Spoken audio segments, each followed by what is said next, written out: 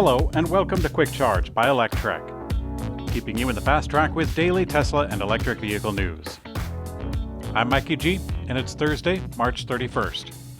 Tesla is extending its production shutdown at Gigafactory Shanghai. There was actually a surge in COVID-19 cases, and the city had to shut down. Reuters said that it obtained an internal memo confirming that the production restart has been delayed. The lockdown on one side of the city occurred, and they are resuming again, but then the other side of the city is going under lockdown starting at the same time. The factory is Tesla's most productive, and the closure represents a big loss for the company. Tesla has paused solar roof installations due to issues with getting its solar roof tiles. Supply chain issues are affecting virtually every industry at this point. The supply issue is leaving some customers in precarious situations. Ryan Prijik, a Tesla solar roof customer in the LA area, had Tesla start his solar roof installation in January by removing the existing roof and applying a temporary water barrier. At the time, Prijik was told that the solar roof tile installation would happen within the next 8 weeks. When contacting his Tesla roof advisor, he was told of the solar tile shortage, and he was warned that the installation might not happen before the end of the year. Well, that's actually past the lifespan of the temporary solution, so he's kind of in a difficult situation.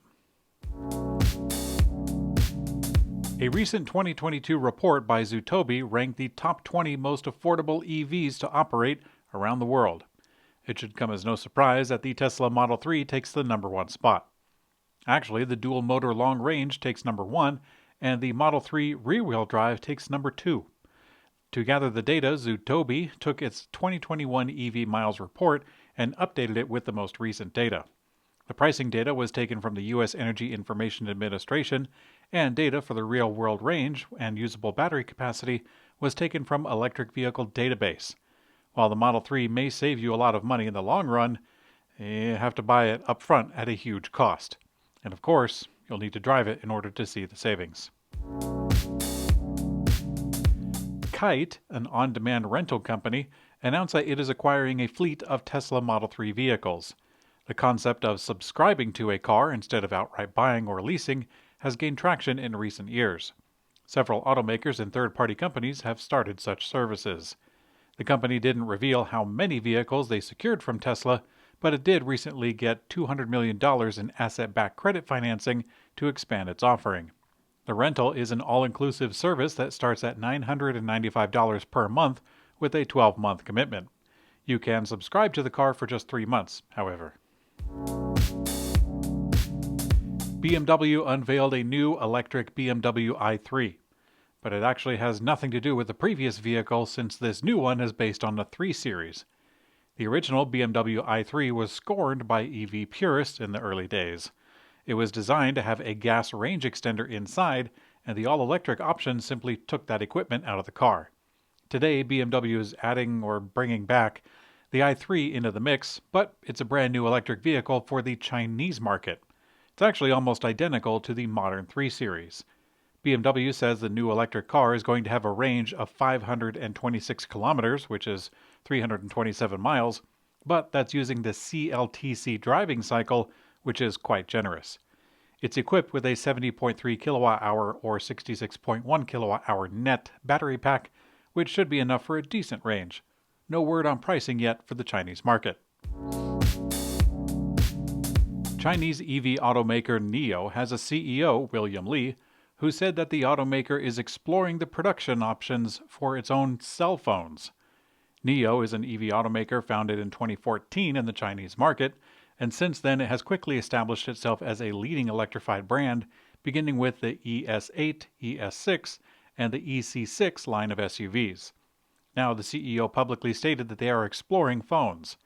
Li followed by stating that the decision to study the phone industry was prompted by the voices of NIO customers who want to see a phone that connects better with cars. Perhaps NIO is preparing to compete with the long-rumored Apple Car. We shall see. President Joe Biden authorized the use of Title III, the Korean War-era Defense Production Act, to rapidly step up U.S. production of minerals for electric vehicles and battery storage. In brief, companies could now have access to loans, loan guarantees, purchase commitments, and more from the federal government to expedite the market growth of EV batteries and storage. The White House said today, quote, "The President will issue a directive authorizing the use of the Defense Production Act to secure American production of critical materials to bolster our clean energy economy by reducing our reliance on China and other countries for the minerals and materials that will power our clean energy future."